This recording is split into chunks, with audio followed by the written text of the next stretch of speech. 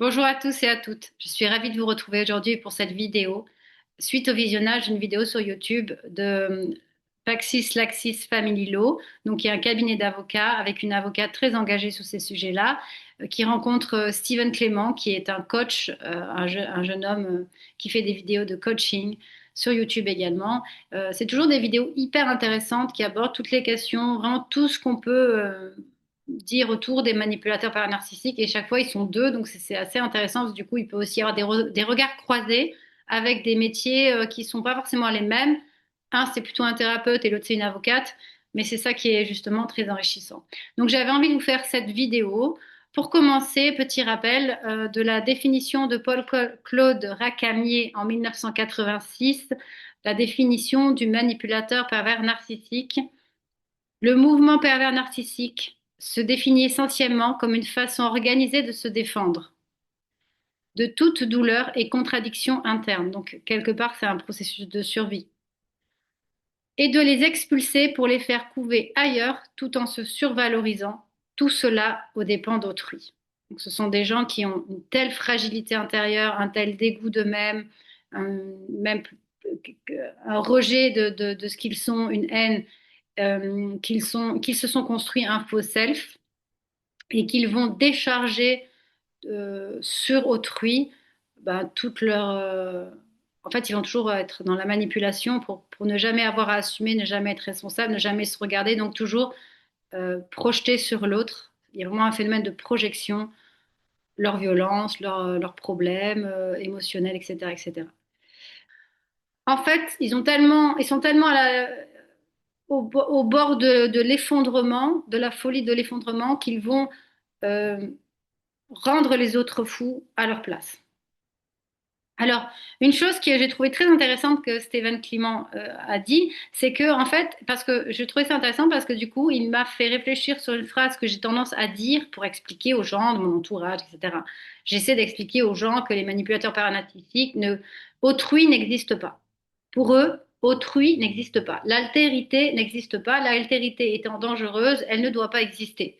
Et donc, ils considèrent les autres, c'est ce que je disais avant de voir cette vidéo, comme des choses.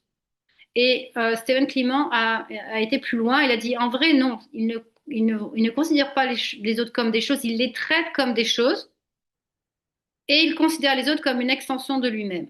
J'ai trouvé que c'était très intéressant, ça m'a ouvert l'esprit, donc c'est pour ça que je voulais le partager avec vous. Alors, je sais pas dans le cadre, là, on est, je pense vraiment dans le cadre de la famille, des proches, les époux, les maris, les enfants, les grands-parents, etc. Je sais pas comment ça se manifeste en dehors du cadre de la famille, mais c'est quelque chose, oui, que j'ai pu vraiment percevoir que l'autre est une extension de lui-même, l'autre lui appartient, et donc il fusionne avec l'autre comme si c'était un être comme ça. Si on devait le représenter en film d'horreur, je verrais bien. Vous savez, des fois dans les films de science-fiction, il y a des espèces d'aliens comme ça qui se nourrissent de gens qui sont pas morts, mais qui sont englués en lui. Alors il y a un micmac de gens englués et il se nourrit de ça, ou comme dans Stranger Things, là, les enfants qui sont sous tube et tout, qui sont... tiens, ça, c'est une belle, une belle image. Et lui, il se nourrit de ça et il les maintient et il leur fait, en plus, dans Stranger Things, les enfants vivent dans la tête du monstre et donc ils sont dans cette maison, ils ont des jeux, machin, ils croient qu'ils sont en sécurité. En fait, ils sont dans l'illusion. Ah, ça, c'est une belle métaphore. J'apprécie. J'espère que vous avez la référence. Si vous l'avez pas, vous pouvez très bien imaginer. Et donc, ils fusionnent. Alors, du coup, ça, c'est très intéressant. Si vous vous posez des questions, essayez de repérer les éléments de langage. Vous verrez que les manipulateurs paranarcissiques ne savent pas dire je. Ils vont plutôt avoir tendance à dire on ou nous. C'est-à-dire, ils vont s'engluer, ils engluent les autres dans une espèce de micmac. C'est comme si on formait un clan. Donc, par exemple, ça peut être. Alors, je vous donne un exemple très qui m'est revenu en mémoire. Vous êtes la personne qui fait tout le temps, mais quand je dis tout le temps, c'est tout le temps à manger depuis des années pour la famille. C'est vous qui faites à manger, qui faites les courses, qui faites la cuisine, Et ça commence à être la fin hein, de la relation, ça se sent, il y a des tensions. Et donc, une semaine comme ça, vous avez le malheur de commander des sushis le lundi et une pizza le vendredi parce que vous êtes juste hyper fatigué, etc. Et que les enfants vous le réclament. Et là, le monsieur, il va vous dire, quand il rentre du travail, grand seigneur, tout-puissant. Et il rentre du travail et vous avez peur de lui dire, parce que vous savez que à n'importe quel moment ça peut exploser, vous lui dites que vous avez commandé des pizzas parce que votre fille en avait envie et vous avez peur de sa réaction, parce que vous avez l'habitude d'avoir des réactions inappropriées. Et là, il vous répond, on ne fait plus beaucoup la cuisine. Alors le on, d'où il sort? Donc d'où sort ce on? Donc vous répondez, mais en fait c'est un peu abusif ce on, voilà, parce que vous êtes en rébellion, vous avez ouvert les yeux, vous êtes lucide, vous êtes en train de partir, donc de temps en temps vous osez un petit peu ne plus vous laisser abuser et vous allez répondre, le on il est un peu abusif. Depuis quand tu as fait, tu cuisines en fait, donc en fait, et là évidemment après vous redescendez d'un niveau parce que vous avez la crise et que vous, éventuellement, si vous êtes sous la peur, vous n'allez pas être frontal. Si vous êtes frontal, ben, c'est pire. Voilà. Donc, je voulais dire ce truc de fusionner. Et d'ailleurs, si ce manipulateur pervers narcissique est issu d'une famille dysfonctionnelle de type incestuel, eh bien, il va dire on aussi en englobant ses parents. C'est-à-dire, il ne sait pas s'autonomiser, il ne sait pas être indépendant du clan familial. Et donc, vous avez en face une nébuleuse familiale, en fait, de gens qui sont eux-mêmes complètement imbriqués. Personne n'est autonome finalement dans ces familles-là, à part peut-être la personne qui chapeaute tout le truc. Mais oui, donc je voulais revenir aussi sur cet aspect que bah, justement le processus de fusion est en lien avec la sensation du vampirisme. Vraiment, si on devait mettre un mot, ce serait vraiment, on a l'impression de vivre avec un vampire. D'ailleurs, c'est très intéressant parce que quand vous le rencontrez, ben, vous êtes là et il est là, on va dire. Symboliquement, c'est un peu une métaphore. Et puis, plus la relation elle avance, plus il va vous vider, il va vous vider, il va se nourrir, il va vous vider, il va se nourrir, vous vider, il va se nourrir. Et puis, vous n'existez plus pour vous-même, en fait. Vous êtes comme un zombie, vraiment, sous perse, en fait.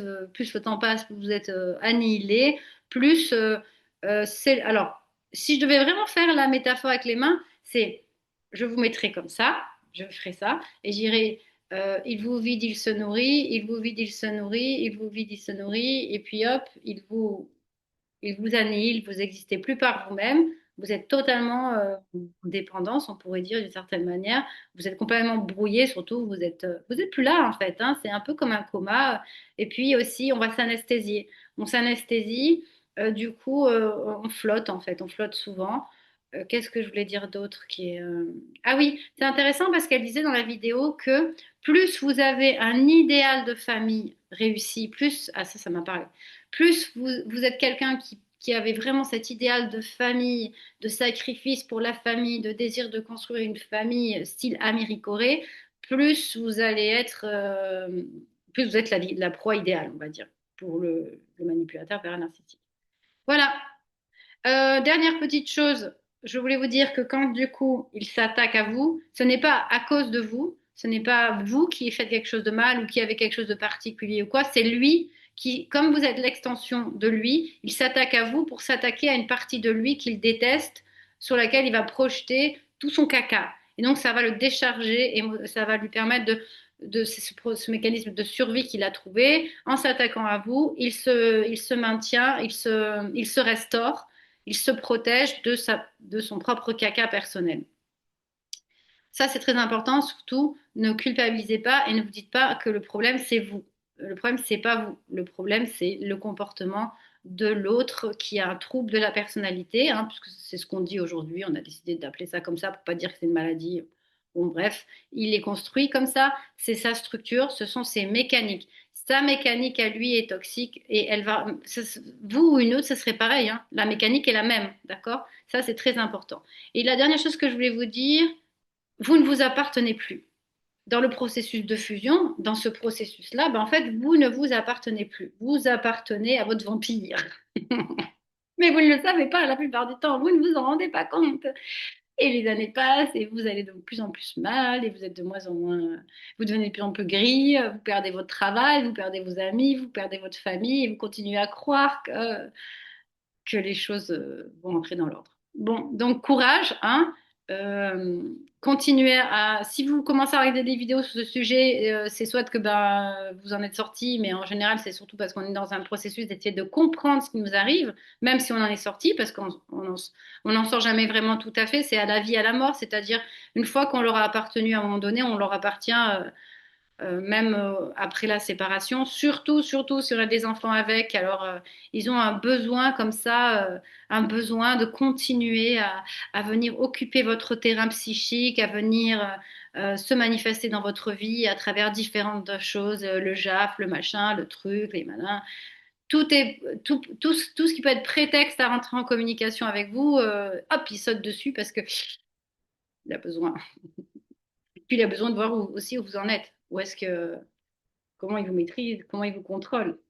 Voilà, petits amis, je vous abandonne. N'hésitez pas à liker, n'hésitez pas à vous abonner, n'hésitez pas à partager avec vos amis, votre famille. Plus on est nombreux à être éveillés, et bah, mieux c'est pour notre société.